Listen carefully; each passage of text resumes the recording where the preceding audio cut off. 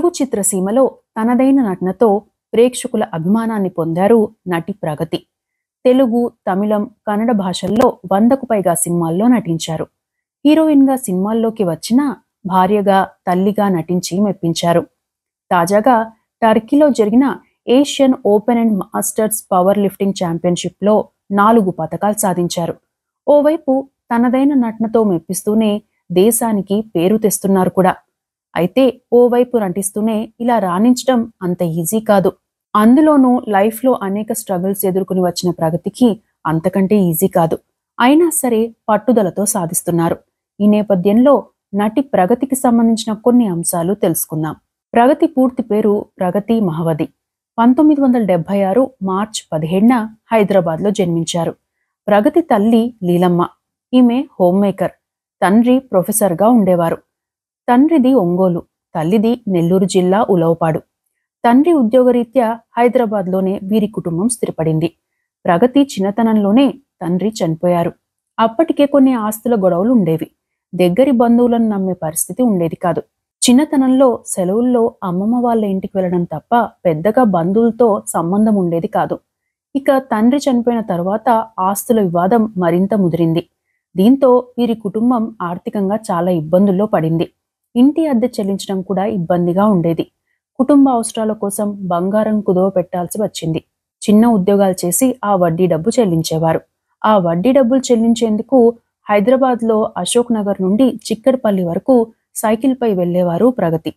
అయితే బంధువుల ఆస్తుల తగాదాలు, కుట్రల నేపథ్యంలో హైదరాబాద్లో ఉండడం సేఫ్ కాదని భావించి తల్లి తరపు బంధువుల సూచనల మేరకు చెన్నైకి షిఫ్ట్ అయ్యారు.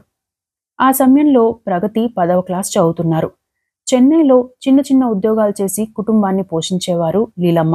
ఆ కష్టాలను చూసిన ప్రగతికి చిన్నతనం నుండే ఆర్థిక ఇబ్బందులేంటో తెలిసాయి. కొన్నిసార్లు తల్లి కోపంగా ఏదైనా అన్నా పడేవారు కాదు. ఓసారి తల్లి డబ్బు విషయంలో తిట్టడంతో ఆ రోజునే పార్ట్ టైం జాబ్లో జాయిన్ అయ్యారు. టెలిఫోన్ బూత్లో కొన్నాళ్ళు పనిచేశారు. దీంతో చదువుపై ఆసక్తి తగ్గింది. స్కూల్లో పనిష్మెంట్లు ఇస్తే కొన్నాళ్ళు బాధపడినా తనకు చదువుకు సంబంధం లేదు అనే విధంగా మారారు ప్రగతి. తల్లి ఒత్తిడితో, స్నేహితుల సహాయంతో ఎలాగోలా 12వ తరగతి కంప్లీట్ చేశారు. ఇతర అంశాలపై దృష్టి పెట్టేవారు.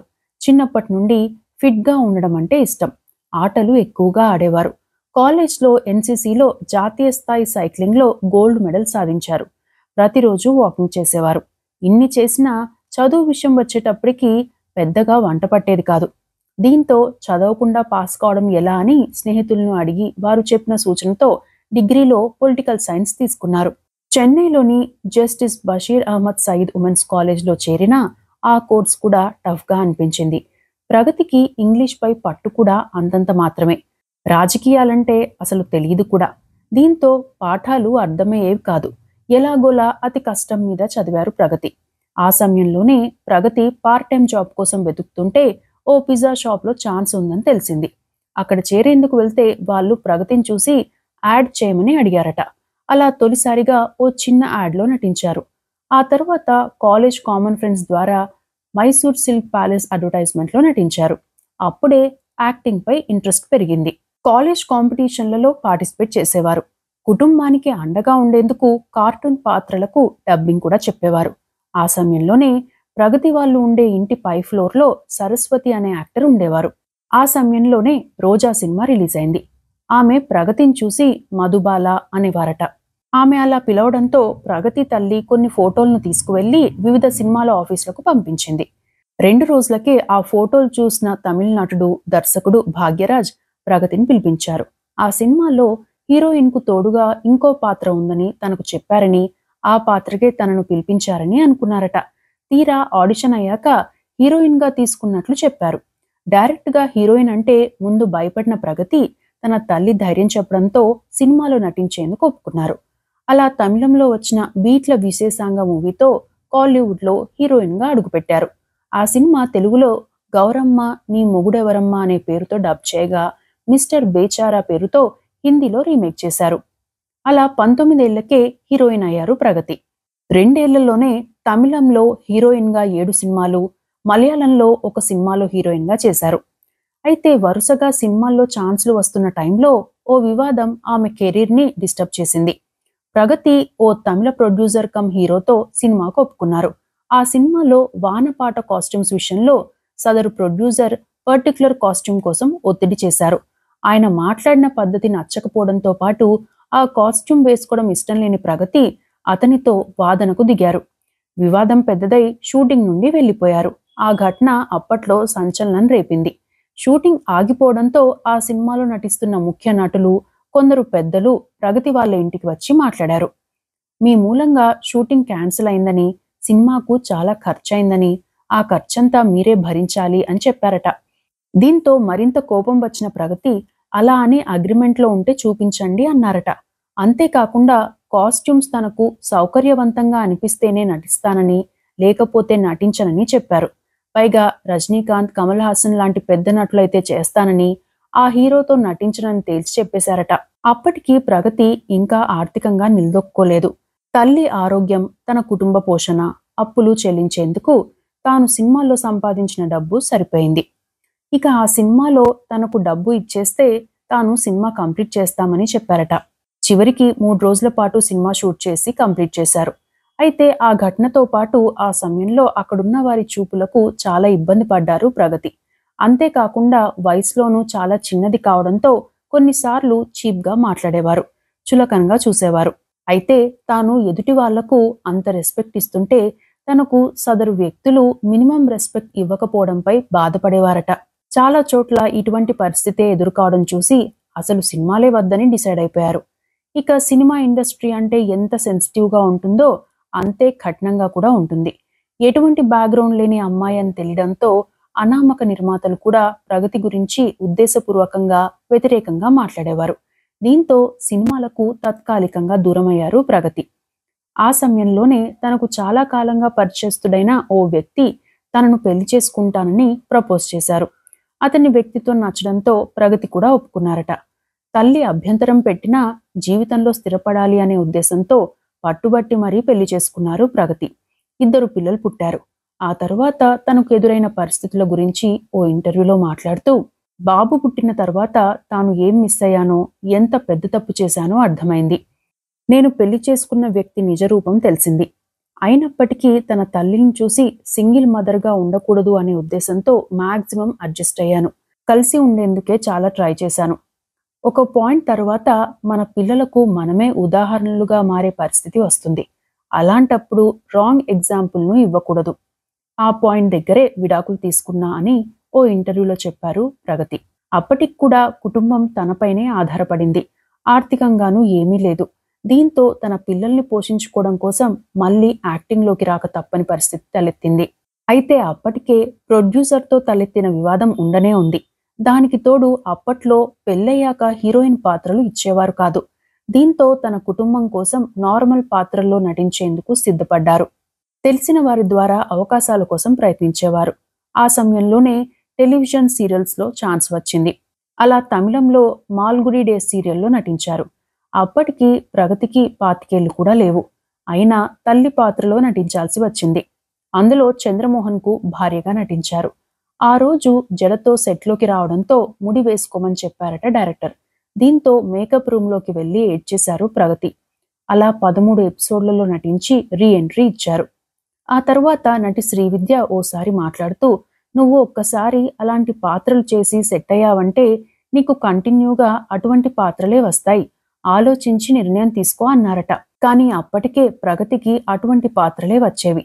దీంతో ఆ పాత్రల్లో కంటిన్యూ అయ్యారు. ఆ సమయంలోనే కొన్ని విషయాల్లో ఎంత జాగ్రత్తగా ఉండాలో మరో ఘటన ద్వారా అర్థమైంది ప్రగతికి. తన కుమారుడు చిన్నవాడు కావడంతో షూటింగ్లకు తీసుకువెళ్లేవారు. మాక్సిమం తనకు ఏం కావాలో ముందుగానే కొనిపెట్టేవారు. ఓసారి దూరదర్శన్లో ఒక స్పెషల్ ప్రోగ్రాం చేస్తున్న టైంలో హడావుడిగా ట్రైన్లో బయలుదేరారు. ట్రైన్, ఆటో ఖర్చులు పోగా తన దగ్గర 400 మాత్రమే మిగిలాయి. వాటితోనే మళ్ళీ తిరిగి రావాలి. దీంతో ఆ స్టూడియోలో ఉన్న మేనేజర్తో రిక్వెస్ట్ చేస్తూ బాబుకు బిస్కెట్ లాంటివి ఏవైనా ఇవ్వమని అసిస్టెంట్ ద్వారా మేనేజర్ను అడిగించారు. ఆ మేనేజర్ తెప్పిస్తాము అని చెప్పారట. కానీ సాయంత్రం వరకు బిస్కెట్లు రాలేదు. దాంతో మళ్ళీ అడిగిస్తే అప్పుడు ఆ మేనేజర్, మీ ఇంట్లో తిండి లేదా, పొద్దున వచ్చినప్పటి నుండి బిస్కెట్ల కోసం అడుగుతున్నారు అంటూ కసురుకున్నారట. ఆ మాటలు విన్న ప్రగతి గారికి కంట్లో నీళ్లు తిరిగాయి. మనుషులు కొన్నిసార్లు ఎంత కర్కశంగా ఉంటారో కూడా అర్థమైంది. అప్పటి నుండి తనకు కానీ, తన పిల్లలకు కానీ ఏవైనా అవసరమైతే స్టాఫ్‌కి డబ్బులిచ్చి తెప్పించుకోవడం మొదలుపెట్టానని ఓ ఇంటర్వ్యూలో చెప్పారు ప్రగతి. అప్పట్లో ఒక్కో సీరియల్‌కు ఇతరుల కంటే తక్కువ రెమ్యునరేషన్ ఇచ్చేవారు. ఎక్కువ డిమాండ్ చేస్తే ఆఫర్లు రావేమో అనుకుని అడిగేవారు కాదట. కానీ తనకు పాత్ర నచ్చితేనే ఒప్పుకునేవారు. దీంతో ఆర్థికంగా నిలదొక్కుకోవడానికి సమయం పట్టింది. అయితే సీరియళ్లలో గుర్తింపు వచ్చింది. అలా మళ్ళీ బాబీ సినిమాలో ఛాన్స్ వచ్చింది. అప్పటి నుండి వరుసగా సినిమాల్లో నటిస్తున్న ప్రగతి తెలుగు, తమిళం భాషల్లో తనకు నచ్చిన పాత్రల్లో నటించి ఆకట్టుకుంటున్నారు. తనకు డబ్బు కంటే కూడా తనకు నచ్చిన ప్రాధాన్యం ఉన్న పాత్ర ఉంటేనే నటిస్తానని ఓ ఇంటర్వ్యూలో చెప్పారు ప్రగతి. ఇక తన కెరీర్లో ఉత్తమ నటిగా 2 నంది అవార్డులు కూడా అందుకున్నారు. తమిళంలో 23, మలయాళంలో 2 చిత్రాలు చేసిన ప్రగతి ఈ 3 భాషల్లో కలిపి 120కి పైగా సినిమాల్లో నటించారు. పలు సీరియళ్లలో నటించి కూడా గుర్తింపు తెచ్చుకున్నారు. ప్రగతి పిల్లల విషయానికి వస్తే ప్రగతికి ఒక బాబు, ఒక పాప. బాబు హోటల్ మేనేజ్మెంట్ పూర్తి చేసి ఉద్యోగం చేస్తున్నారు. పాప ప్రస్తుతం చదువుతున్నారు. అమెరికాలో పుట్టడంతో పాప అమెరికన్ సిటిజన్ అయ్యారు. తాను అక్కడే సెటిల్ అవుతానని ఇప్పటికే చెప్పిందని ఓ ఇంటర్వ్యూలో చెప్పారు ప్రగతి. ఇక పవర్ లిఫ్టింగ్ పోటీల అంశానికి వస్తే మొదట ప్రగతికి పెద్దగా పవర్ లిఫ్టింగ్ పోటీల్లో పాల్గొనాలి అనే ఆలోచన లేదు. కానీ ఫిట్నెస్ కోసం రోజు జిమ్కు వెళ్లేవారు. కొత్త ఎక్సర్సైజ్లు, వర్కౌట్లు చేసేవారు. ఓ రోజు ప్రగతి ఉండే కమ్యూనిటీలో ఒక ఆవిడ పవర్ లిఫ్టింగ్ ట్రైనింగ్ తీసుకున్నారు. దీంతో తన ఫ్రెండ్ సలహాతో ఆ శిక్షణలో అనుకోకుండా చేరారు ప్రగతి. అప్పటి నుండి పవర్ లిఫ్టింగ్ ప్రస్థానం ప్రారంభమైంది. అక్కడ కూడా పలు సవాళ్లను ఎదుర్కొన్నారు. తొలి 3 ఏళ్లు చాలా ఇబ్బంది ఎదుర్కొన్నారు. కండరాలు పట్టేసేవి. అయినా కూడా పట్టుదలతో నేర్చుకున్నారు. 2023లో కొన్ని సదరన్ స్టేట్స్ పోటీల్లో, జాతీయ స్థాయి పోటీల్లో పాల్గొన్నారు. 2024లో తన కాలికి సర్జరీ కావడంతో కొన్నాళ్లు విరామం ఇచ్చారు. మళ్లీ ప్రాక్టీస్ ప్రారంభించారు. ఇప్పటికే నేషనల్స్లో బంగారు పతకం సాధించగా ఏషియా ఛాంపియన్షిప్లో మన దేశానికి 4 పతకాలు సాధించారు. అంతకుముందు ప్రతి చిన్న అంశానికి సెన్సిటివ్గా ఉండే ప్రగతి పవర్ లిఫ్టింగ్ ఫిట్నెస్ వర్కౌట్లతో మానసికంగా కూడా స్ట్రాంగ్గా మారారు.